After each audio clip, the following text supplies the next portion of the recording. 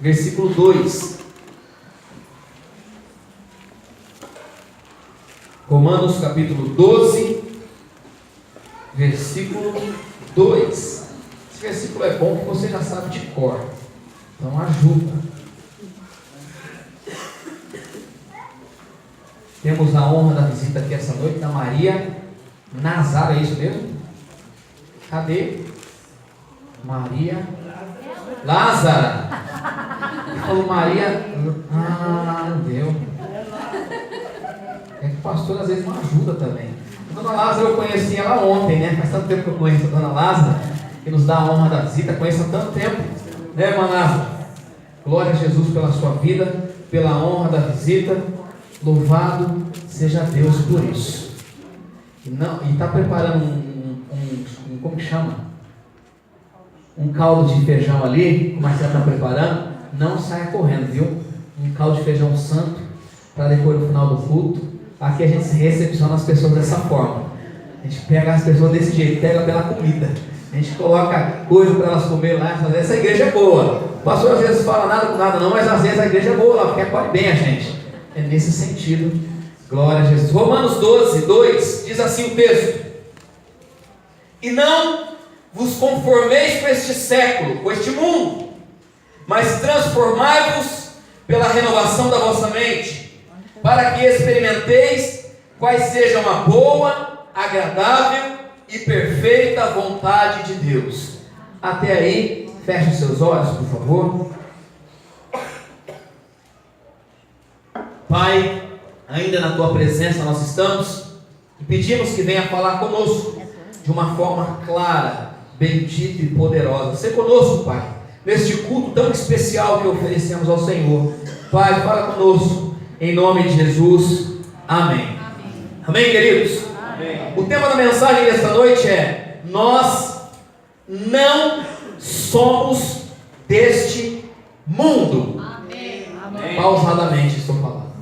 Nós não somos deste mundo. É interessante falar sobre este tema, sobre este assunto, e ao mesmo tempo parece ser redundante, contraditório aquilo que eu preguei na última quinta-feira. Porque eu estava falando que se você não tem nenhum problema, ou nunca teve problema algum, você não faz parte desse planeta, não faz parte deste mundo. E talvez a palavra que mais se encaixa aqui seria que é impossível passar por este mundo sem ter que enfrentar qualquer tipo de problema. Estava falando com o Carlinhos, eu nunca vi ninguém reivindicar a promessa da palavra de Deus que no mundo teríamos tribulações. Você já viu alguém reivindicar? Eu tomo posse dessa palavra, Senhor. Você já viu alguém dizendo isso? É uma promessa. Eu nunca ouvi alguém dizer assim: eu tomo posse dessa palavra, no mundo eu quero ter tribulação. Nunca vi. As pessoas ficam tomando posse de tudo, menos dessa palavra. Pois é fato que todos nós estamos sujeitos a passar por lutas, por situações adversas, e é impossível passar por esta terra, querido, sem encarar nenhum problema. Essa expressão ou essa afirmação, nós não somos deste mundo, pode no primeiro momento parecer um tanto confusa, mas com a ajuda ou a intervenção do Espírito Santo de Deus que está aqui essa noite, vai se tornar totalmente esclarecido o tema dessa mensagem. Amém? Amém. João capítulo 15, 19 vai dizer: todavia não sois deste mundo.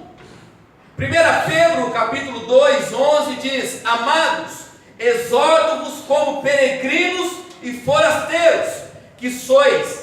Queridos, precisamos mais do que nunca, como cristãos, entender que nós não fazemos parte desse sistema. Nós não somos deste mundo. Nós estamos aqui apenas de passagem. Para algumas pessoas, Deus carimbou o passaporte e deu uma quantidade a mais de vida. Para outros, o visto já está vencido, querido. Tem gente que o visto já venceu, só está esperando Deus chamar. É certo que nós somos carimbados. Nós temos uma permanência aqui. Ninguém sabe o dia nem a hora, nós não sabemos o momento. Se alguém sabe aqui, querido, às vezes os médicos arriscam dizer que diante de uma enfermidade ele fala: olha, 3 meses de vida, 10 meses de vida, de acordo com Mas eu e você, quantos casos já ouvimos? Quando o médico disse que viveria apenas 3 meses e a pessoa está 10 anos, 5 anos, 3 anos. É fato que somente Deus tem o controle das nossas vidas. É Ele que sabe exatamente o último dia. Foi Ele que carimbou o nosso passaporte. É Ele que determina o dia e a hora que nós vamos permanecer aqui. E quando eu digo que alguns o visto já está vencido, é que já passou por tantas situações, não é? Já enfrentou tantos dilemas, já encarou a morte. Tem gente que já viu Moisés e voltou, não foi assim, irmão? Tem gente que chegou no portão e Moisés falou: você vai vir, agora não, e volta. Tem gente que já teve essa experiência, já chegou nos portais celestiais e retornou para casa. Queridos, Paulo vai escrever em Filipenses capítulo 3, 20, a nossa cidadania, e talvez uma outra versão, a nossa pátria, porém está nos céus, de onde esperamos ansiosamente o Salvador, o Senhor Jesus Cristo. Precisamos, como servos e servas de Deus, do Senhor, mudar o nosso foco. Precisamos mudar o nosso sentido linear, pois é fato que olhamos uma linha reta. O nosso entendimento, o nosso coração, os nossos olhos estão fitados em algo que nós estamos enxergando apenas na nossa frente. Nós olhamos apenas aquilo que está na nossa frente, ou às vezes olhamos para o chão. Quando eu estava para preparar essa mensagem, Romanos capítulo 12, havia cantado a bola no domingo passado, que haveria de pregar sobre o centro da vontade de Deus, que está no final do versículo 2, mas quando eu comecei a ler a parte A do versículo, eu disse: Senhor, que tremendo isso, quanta coisa tem dentro desse primeiro versículo, dentro dessa primeira parte do versículo, quando Paulo afirma que nós não devemos nos conformar com este mundo. Quantas coisas extraordinárias a serem extraídos desse texto, desta passagem. Precisamos entender, queridos, que nós não podemos ficar olhando o tempo todo em linha reta. Fazemos parte de uma geração que, pelo menos ao que diz respeito ao Brasil, quando eu falo Brasil, é um lugar que eu entendo um pouco, é o lugar que nós vemos noticiários, é o lugar que você encontra com pastores e vão falar das suas igrejas. Então, falando do nosso país, nós estamos vivendo uma geração, queridos, onde os púlpitos das igrejas têm sido usados por homens e mulheres que dizem ser de Deus. Entenda o que eu estou falando. Os púlpitos das igrejas têm sido usados por homens e mulheres que dizem ser de Deus, mas não são. Dizem ser. Falando de coisas terrenas. Falando de um evangelho passageiro. Falando de um evangelho que pode se apalpar nas mãos, quando na verdade a Bíblia diz que o evangelho não se apalpa nas mãos. O evangelho é algo vivido, é uma experiência espiritual. E estão pregando os púlpitos das igrejas por aí. Eu falei na quinta-feira sobre um materialismo, querido, que fere Deus. Estão pregando por aí nos púlpitos da igreja sobre as vitórias, os embates que todos nós deveremos ter nesta vida. Mentira! Estão falando de algo que Deus nunca disse. 1 Coríntios capítulo 15, 19 vai dizer: se esperamos em Cristo só nesta vida, somos os mais miseráveis de todos os homens. Tem gente pensando que o reino de Deus é aqui, lutando com toda a sua força para atingir algo nesta vida. Lembrei de uma coisa aqui, abre um parênteses. Um dia falando com um rapaz comprando um passarinho, não tem nada quem compra passarinho, viu, irmão? Você vai acertar a sua vida com a lei, porque não pode comprar passarinho, é ilegal. E colocar na gaiola, tem gente que faz comércio disso. Mas um dia eu fiquei assustado. Um amigo, ele disse: eu estou trocando uma caminhonete num passarinho. Eu disse: você está brincando comigo? E ele foi lá e trocou a caminhonete com o passarinho. Eu falei: e se o passarinho morrer amanhã, você perdeu a caminhonete? Mas esse passarinho canta de uma forma maravilhosa. Quando ele começa a cantar, o negócio é lindo. Eu disse: amigo, se o passarinho bater com as botas amanhã, você perdeu uma caminhonete. O negócio não é brincadeira não. Fecha parênteses. Tem gente dando toda a sua força, toda a sua vida, todo o seu entendimento em algo que é passageiro. Quanto seguro de vida você tem, querido? Eu fiz 3. Quando eu estava fazendo o terceiro, minha esposa disse, mais um. Eu disse, quem vai ser beneficiado é você mesmo. Está reclamando o quê? Quantos você fez? Quantas pedras de ouro você já acumulou? O que você tem? Você acha de verdade que vai ter uma forma de você levar para o lugar que você vai ir, seja ela céu ou inferno? Não! Tem gente lutando demais com isso. É por isso que o evangelho que nós cremos não é um evangelho terreno, terrestre, apalpável, é um evangelho espiritual, é um reino eterno. Queridos, pessoas estão detendo o seu tempo nisso. Nós não podemos esperar Cristo só nessa vida. E vai dizer, somos feitos como miseráveis aqueles que esperam. O problema é que muitos cristãos estão entrando nessa tsunami, nesta grande onda. Muitos homens, muitos crentes estão entrando nisso. E tudo isso, querido, é permitido. Diante das coisas desse mundo, se tornam atraentes diante da igreja. Eu ouvi algo interessante, que diz assim, um navio, ele pode estar no mar, mas o mar não pode estar dentro do navio. A igreja pode estar no mundo, mas o mundo não pode estar dentro da igreja. Amém, aleluia. Diferente. Mas o que nós temos visto por aí é que o mundo está entrando na igreja. As coisas do mundo estão fazendo parte da igreja. Os púlpitos estão invadidos por pessoas que são do mundo, estão coordenando esse sistema. Quanto nós ouvimos por aí, querido? E chega um bom cantor, um bom pregador, um cara bom do dinheiro, chega na igreja e você fala, olha, tem uma oportunidade para você aqui. Não esqueço nunca mais, um dia o pastor João lá em Osasco, pastor que eu admiro muito, meu pastor, chegou um rapaz lá na igreja, na porta da igreja, e disse, pastor, sabe quem eu sou? Eu disse, não. Sim, eu sou o jogador da Copa de 94, fulano de tal. E minha esposa canta. Ele falou, seja bem-vindo, senta ali, querido. Deus te abençoe. E aquele cara, não, pastor, você não entendeu? Eu sou o jogador fulano de tal que levantou a taça da Copa do Mundo. Viemos visitar a sua igreja, queremos ser membro da igreja. Mas para isso, ela tem um ministério de louvor, ela precisa cantar. E eu prego. Ele disse, opa, como assim? Chegou agora, querido, já quer subir? Pegou o trem agora e quer na janelinha? O seu lugar é sentado ali primeiro. Quantos pastores não entregam os microfones, o púlpito da igreja? Porque alguém que está chegando tem alguma coisa para oferecer. Seja ela um talento, seja ela dinheiro, seja lá o que for. Recentemente, agora estava vendo uma reportagem de uma cantora no Rio de Janeiro. Uma cantora de funk. Começa com isso, termina com aquilo. Eu ia falar o nome, mas não vou falar mais não. Cantora de funk, os irmãos já vão saber. E essa irmã entrou na igreja e começou a dar testemunho para todo lado. E começou a falar. Teve um dia que o pastor dela disse assim, querida, eu preciso te aconselhar de algo. Você não pode mais andar aqui. Você saiu de lá, você não pode voltar para lá. E ela ficou toda eufórica, dizendo, esse negócio não é de Deus não. Deus me deu liberdade para fazer. Se rebelou contra o pastor. E o pastor disse, desse jeito você não sobe mais. O púlpito da igreja não vai ser usado para isso. Amém. E essa moça foi na mídia e detonou esse pastor. Arrebentou com ele, falou mal dele. E depois falou num programa de televisão que eu tive a prática de assistir. Eu fui assistir para saber o que ela estava falando. E ela disse assim, olha, eu fui marginalizada pelo pastor fulano de tal. Eu entrei na igreja e ele falou isso, aquilo outro. E depois eu descobri que tinha um outro homem de Deus que me aceitava do jeito que eu era, do jeito que eu estava. E hoje eu posso cantar meu funk e posso cantar na igreja. E é uma bênção. E glória a Deus.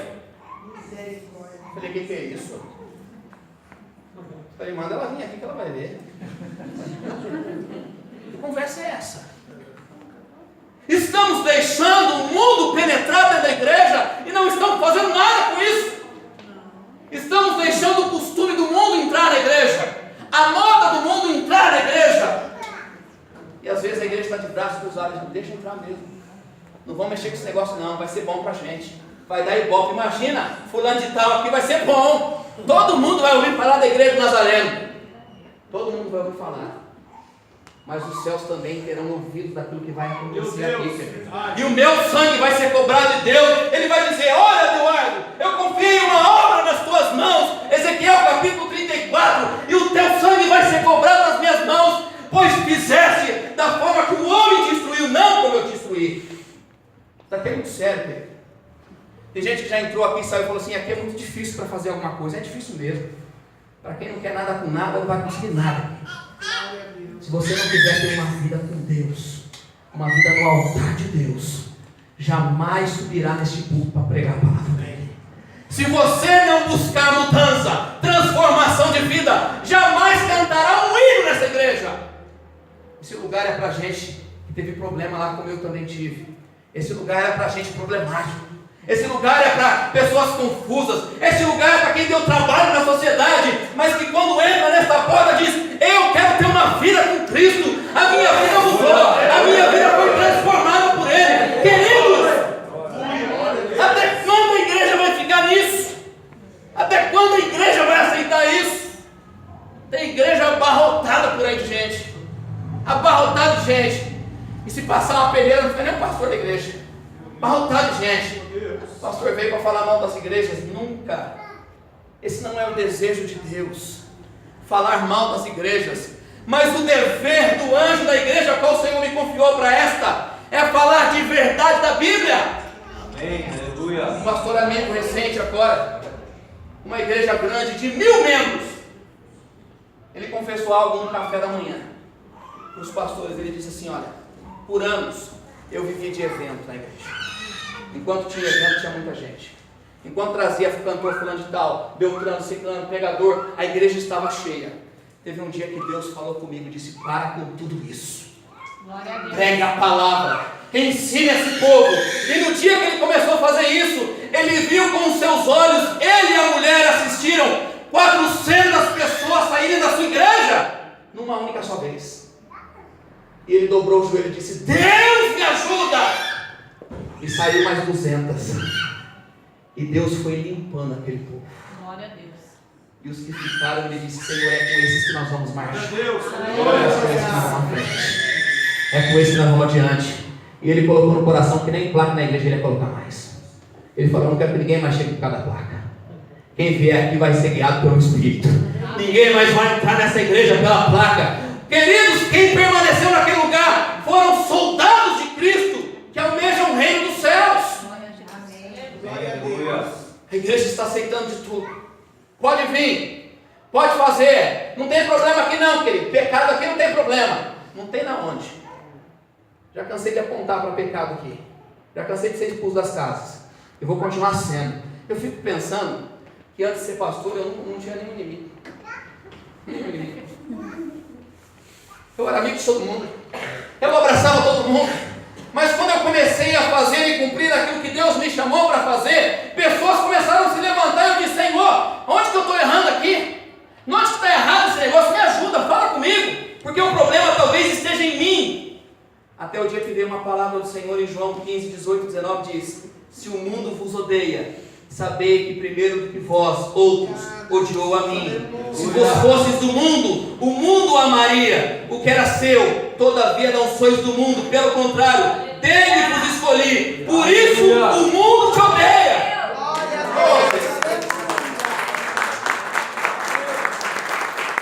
Enquanto eu estou aceitando tudo, não arrumando confusão com ninguém. Chega fulano aqui: pastor, pode fazer um funk aqui? Pode. Pode fazer um samba? Pode. Pode dançar aqui? Pode. Pode vir com código? Pode. Quando você está fazendo isso, você não arruma briga com ninguém. A partir do momento que você começa a dizer: isso é pecado, esse casamento que você está vivendo é pecado, a forma que você está vivendo é pecado, do jeito que você se encontra é pecado, a forma que você está atuando é pecado. Quando você começa a dizer isso, começa a inventar uma motivo. Um dia eu entrei no Mercado Vila aqui, eu vi que uma irmã olhava atravessada comigo, eu falei: em qualquer momento ela vai voar em mim. E às vezes a gente finge que não vê só para não ter o problema, né? E a gente foi cutucando para outra prateleira, eu pegando a outra prateleira, passou de lado. Ô Senhor, guarda a minha vida. Amém. Nunca tive inimigo na minha vida, nunca. Mas quando você começa a fazer a obra do Senhor, pessoas começam a se levantar contra você. Já aconteceu com você na sua casa, no seu trabalho? E se nunca aconteceu, tem alguma coisa de errado na sua vida. Se você nunca incomodou ninguém com isso, Alguma coisa está errada aí, querido. Ah, pastor, eu nunca incomodei ninguém. Eu sou tão santo que eu não incomodo ninguém. Então, eu não entendo. Moisés incomodou, Paulo incomodou, Pedro incomodou, Jesus incomodou. Todos incomodaram, você não incomoda? Você tem um nível de santidade diferente desses. Você está elevado. O fato é que todos nós, queridos, nós somos chamados para Deus, não para que o mundo tome conta da igreja, mas para que a igreja faça algo diferente nesse mundo. O mundo está bagunçado, o mundo está perdido, o mundo está atravessado. Querido, quando nós olhamos, algo estranho está acontecendo lá fora. Quando olhamos para o espelho deste mundo, olhamos algo que reflete obscuro. Tudo está ruim lá fora. Quando você olha para o Oriente Médio, a parte da Ásia, você vai ver um lugar que vive do terrorismo. Todo dia você vê inocentes morrendo, não é? Está ruim lá. E você começa a pensar, que dia que isso vai ficar bom? Quando você vem para a Europa, você começa a olhar os países da Europa, a potência que se tornou a Europa. Queridos, o europeu hoje tem medo de sair de casa. Eles estão assustados com um atentado que antes só acontecia nos Estados Unidos, agora está acontecendo nos países europeus. Eles estão assustados com isso. Quando nós caímos no continente africano, nós começamos a olhar para aquele continente e vemos a fome. A ONU trouxe um dado de 25% de pessoas no continente africano que passam fome. Sem contar as epidemias, as doenças que levam à morte. Dizem que 2 milhões de africanos morrem por ano. O número é alarmante. O número é assustador. E quando viemos aqui para a nossa América, o continente americano, pegando Central, América do Sul, América do Norte, queridos, estamos vivendo um declive socioeconômico, não é? Nós olhamos para os nossos países vizinhos, nós vemos o Uruguai em caos. A Argentina, que um dia você torceu para ela quebrar, ela está quebrada. Tomara que você não esteja mais orando por isso. Está quebradinha da Silva. O Uruguai está arrebentado. A Venezuela está passando o seu pior problema.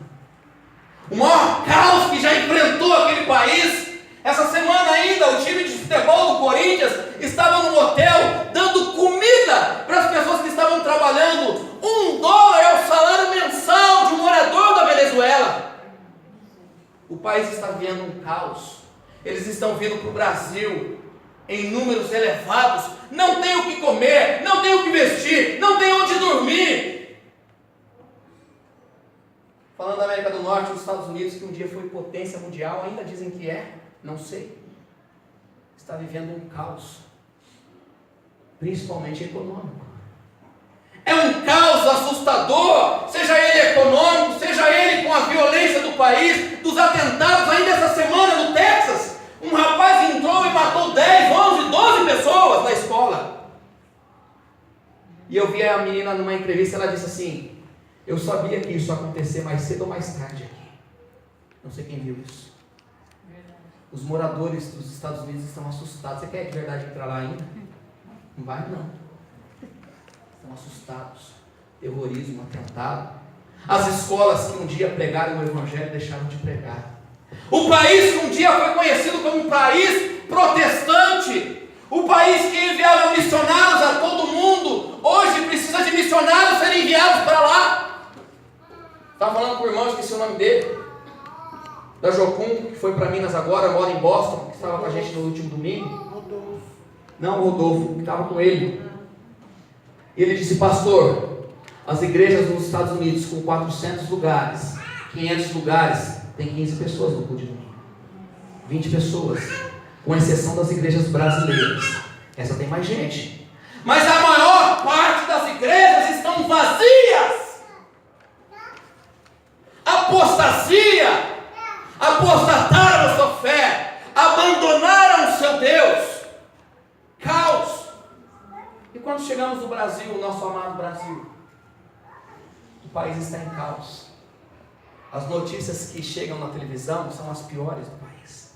Essa semana eu vi um especialista falar de política, acho que foi o Eduardo que mandou para mim, falando de política no Brasil. Ele disse: humanamente falando, não é possível reverter o quadro político desse país. Ele disse, ele pegou todos os partidos e ele começou a falar um por um.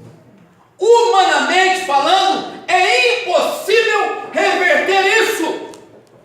Ele disse: todos que chegam no Congresso chegam através de algum problema, de um erro. Ninguém chega certinho. É por isso que nós não apoiamos ninguém aqui. Alguém chega atravessado lá, chega atravessado de alguma forma. O Rio de Janeiro, querido, todo mês morre policial lá. Imagina, as pessoas que eram para estar nos defendendo estão morrendo. As facções estão crescendo. O crime organizado está crescendo.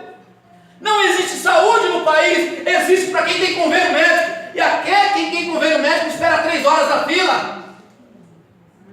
Não é assim? A não ser que seu banco seja Prime, seu convênio lá, você vai direto. O meu espera 3 horas. A Unimed velha da vida.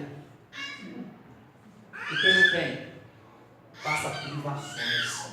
Tem gente morrendo nos corredores dos hospitais. As escolas estão precárias. Não tem carteira na escola. O roubo, o assalto, tudo que nós estamos vivenciando, queridos, nós estamos inseridos neste mundo onde nós não podemos nos conformar com ele. Amém. E você diz: pastor, qual que é o papel da igreja nisso? Paramos de orar? A Bíblia nunca disse isso. Deus nunca pediu para a igreja parar de orar. Nunca pediu para mencionar os nomes dos governadores. Não! A Bíblia ensina nós orarmos pelos nossos governadores, pela nossa liderança, pela bancada. Ensina a orar. Agora, de verdade, queridos, vamos ser inteligentes, porque vocês são inteligentes. Vocês acreditam de verdade numa revolução mundial onde tudo um dia vai dar certo? Não existe isso. Deus já disse isso. Jesus já disse isso. A palavra já disse isso. O mundo jaz do maligno. É ele que tem arquitetado tudo isso.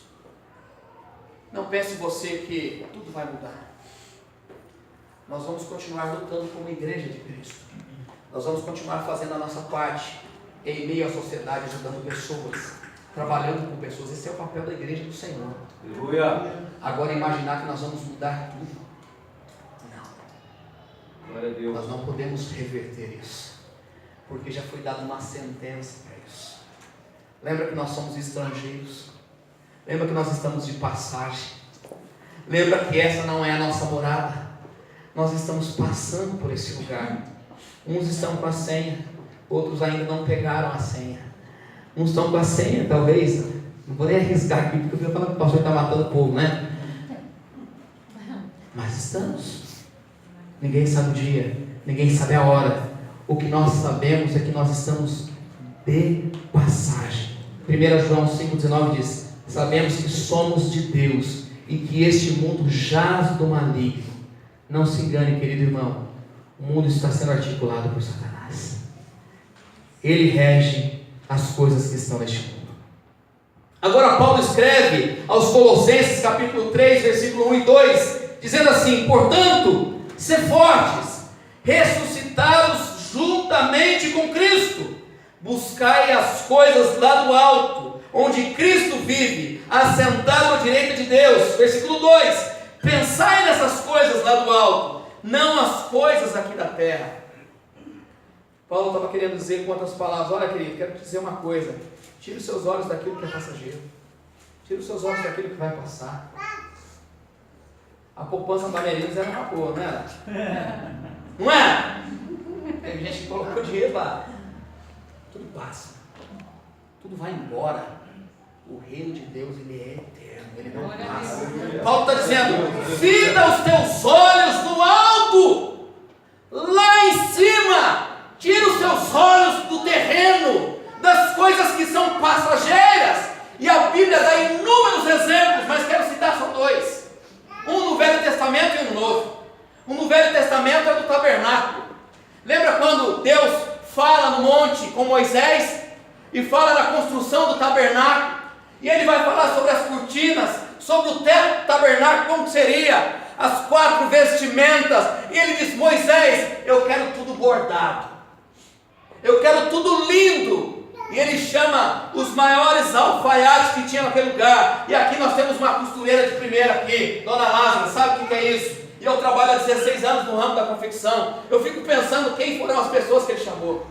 E ele disse: olha, vocês vão tecer o melhor tecido, vocês vão fazer algo lindo, maravilhoso, que vai ser colocado dentro do tabernáculo, vai ser dado ênfase para isso vai ser maravilhoso, e vai ficar na tenda da revelação. Deus ordenou todas essas coisas para ser embelezado. Era um verdadeiro espetáculo aquilo, querido, um verdadeiro espetáculo artesanal. E de verdade, está longe de ser o homem que fez aquilo, por mais que os melhores foram escolhidos. Se você for analisar bem a palavra de Deus, você vai entender que eles foram tomados pelo Espírito de Deus para tecer tudo aquilo. Porque a Bíblia diz que era tão lindo e tão maravilhoso que as pessoas ficavam deslumbradas ao olhar. Agora, quando eu olho para esse texto, para essa cena, para esse cenário, essa ênfase figurada da Bíblia, eu fico pensando: por que é que Deus pediu para colocar algo no teto, no telhado? Por que Deus não pediu para fazer porcelanato? E naquela época, coitado das pessoas que vendiam piso, não tinha fonte de lucro. Deus disse: você vai cuidar do teto, porque quando as pessoas entrarem, elas vão olhar para o alto, pois o segredo está no alto. Aleluia. Ah, querido, você fala: que loucura é essa, pastor? É a loucura de Deus. Olhe para o alto, não fica olhando para baixo, não. Não fica olhando para o lado, não. Não fica olhando para frente, não. Olhe para o alto. Deus traz figuras do Velho Testamento da importância de olhar para o alto. E as pessoas, ao olharem para o alto, contemplavam as maravilhas de Deus. Que glorioso é isso! Pois homem nenhum faria algo tão maravilhoso como aquilo. Foi Deus que instruiu para que aquilo fosse cumprido. Olhe para o alto. E aqui que ele dá um outro exemplo, na Bíblia, em Atos capítulo 7, versículo 54, que vai dizer o seguinte: ouvindo ele isto, enfureceram-se no seu coração, errilhavam os dentes contra ele, mas Estevão, cheio do Espírito Santo, fitou os olhos no céu. Fitou os olhos na onde? No céu. E viu a glória de Deus e Jesus que estava à sua direita. Versículo 56. E disse: eis que vejo os céus abertos e o Filho do Homem em pé à destra de Deus. Eles, porém, clamando em alta voz, tamparam os ouvidos, unânimes, arremeteram-se contra ele, lançando fora da cidade, apedrejaram. As testemunhas deixaram as suas vestes ao pé de um jovem chamado Saulo. Versículo 59, apedrejavam Estevão, que invocava e dizia: Senhor, recebe o meu espírito. Então, ajoelhando-se, clamou em alta voz: Senhor, não lhe impute deste pecado. E com essas palavras adormeceu. No momento de caos da sua vida, na sentença de morte que haveria sido dada para ele, a Bíblia diz que esse homem chamado Estevão, pregador do Evangelho, e ele foi açoitado, e ele foi levado para fora da cidade, aliás, para ser apedrejado, porque ele estava defendendo o Evangelho de Cristo. Ele estava pregando as verdades do Senhor. Ele estava indo contra tudo e contra todos, e por esta razão ele foi dado como herege, levado para fora da cidade, ao ponto de ser apedrejado. E essa figura eu gosto muito, que no momento da sua sentença de morte, imagine você, se você estiver para ser apedrejado por alguém, qual que é a sua defesa? É primeiro colocar a mão aqui, se defender, não é? A Bíblia diz que ele olha para o céu e disse: Senhor, eu estou aqui. Senhor, eu dediquei esse momento ao Senhor. Não importa o que vai acontecer comigo. Senhor, não importa. E ainda eu tenho uma palavra, a mesma que Jesus disse lá atrás, lembra? Não impute pecado a nenhum deles. Eles não sabem o que eles estão fazendo, Senhor. Se eles te conhecessem como eu conheço, eles não estariam me apedrejando nessa hora. Quando você olha para o alto, querido, eu aprendo que nós somos anestesiados por Deus.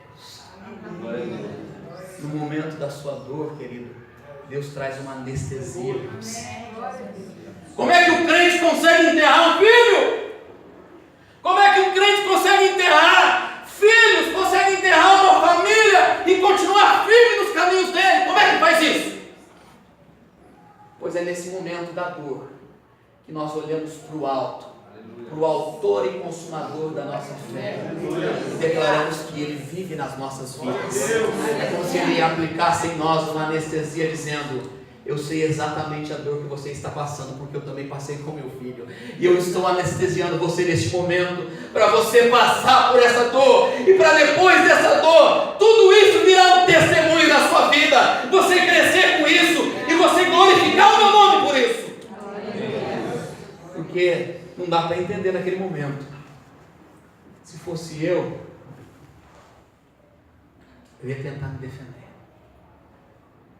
Mas esse grande homem de Deus nos ensina algo poderoso. Que no momento das nossas aflições, das nossas perseguições, das nossas angústias, nós devemos olhar para o alto. Aleluia. Nós não somos desse mundo. Nós estamos nele de passagem. Eu não sou desse mundo. O que o senhor é então, pastor? Um extraterrestre?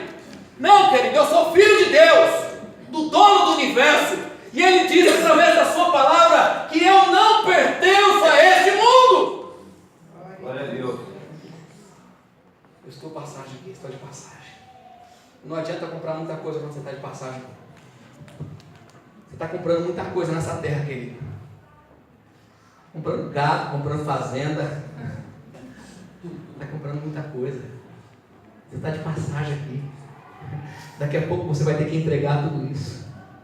Como é que você compra um monte de coisa que você não vai poder levar? Uma vez a gente comprou um monte de amendoim na viagem, esquecendo para trás o amendoim. Não adiantou nada ter comprado a castanha de caju. Gastei meus 50 naquela castanha. Na hora que eu olhei, falei assim: a castanha ficou! Imagina. Não adianta muita bagagem. Depende do avião ou depende do ônibus que você vai andar. Tem um limite de bagagem, não tem? Olha, uma mala só. Por que você quer carregar 10? Se só uma mala só vai servir lá. Tem crente querendo levar muita mala consigo. Senhor, eu preciso levar algumas coisas do céu, porque eu tenho que me precaver lá. Vai que vento demais lá. Vai que deixa muito calor, eu preciso levar os 2 ventiladores. Querido, as coisas de Deus são gloriosas. As coisas de Deus são benditas. João 14:2 diz: na casa de meu pai há muitas moradas. Se não fosse assim, eu não teria dito: vou preparar um lugar para vocês. Oh, glória a Jesus! Deus está preparando um lugar maravilhoso para nós. Deus está preparando um lugar lindo para nós. Paulo ainda escreve em 1 Coríntios 2:9: mas como está escrito, nem os olhos viram, nem os ouvidos ouviram, nem jamais penetrou no coração humano o que Deus tem preparado para aqueles que o amam. Aleluia. Você jamais imaginou aquilo que Deus está preparando para você. Sabe aqueles sonhos mais gloriosos? Você fala assim: que legal, piscina. Imagine o lugar mais lindo que você já foi. Ou imagine as fotos mais lindas que você já viu. Imagine esse lugar. O que Deus está preparando para você é algo muito maior do que isso. É aquele negócio que quando a porta abrir, você entrar, você fala: uau, que negócio maravilhoso! E o fato é que você vai ter a eternidade deslumbrando aquilo. Glória a Deus. Não é uma coisa que você enjoa, Carlinhos. Eu já vi tudo que tinha que ver no céu. Eu não tenho mais nada para fazer aqui. É a eternidade conhecendo as grandezas de Deus, as maravilhas de Deus. Nós não somos deste mundo, por isso nós não nos conformamos com Ele. Aleluia. Você é desse mundo? Não. Olha aí, hein? Vigia. Nós não somos deste mundo. Salmo 121:2 diz: levantarei os meus olhos para os montes, de onde me virá o socorro. O meu socorro vem do Senhor. Aleluia. Glória a Jesus. Nós fitamos os nossos olhos no Senhor. Continuamos tendo problemas? Sim. O mundo continua um caos? Continua. Quem será o novo presidente? Não faço ideia. Eu não sei nem quem que é os candidatos ainda, porque está uma bagunça. Não sei quem vai ser o novo presidente. O que eu aconselho como pastor é que você aceite um programa eleitoral e pense bem o que você vai fazer antes. Eleja com consciência. Agora, imaginar que alguém vai revolucionar o nosso país, que vai mudar tudo isso, não acredito. Não acredito que vai mudar o mundo. Não acredito. Pelo contrário, a Bíblia diz que vai se levantar Lúcifer, Satanás, a besta, e muitos vão achar que vai fazer a diferença, quando na verdade é o imperador desse século que vai se levantar, o diabo. E as pessoas vão imaginar que as coisas vão fluir a partir daquele momento. E já colocaram tanto nome em diabo, já colocaram o nome do presidente dos Estados Unidos, colocaram o outro que já morreu, tanto nome já colocaram no diabo, né? Nós não sabemos quem é. Eu não sei quem é. Também não quero saber. O que eu sei é que o meu Redentor vive. Aleluia. E os meus olhos precisam estar fitados somente nele. Fique de pé que eu quero orar com você.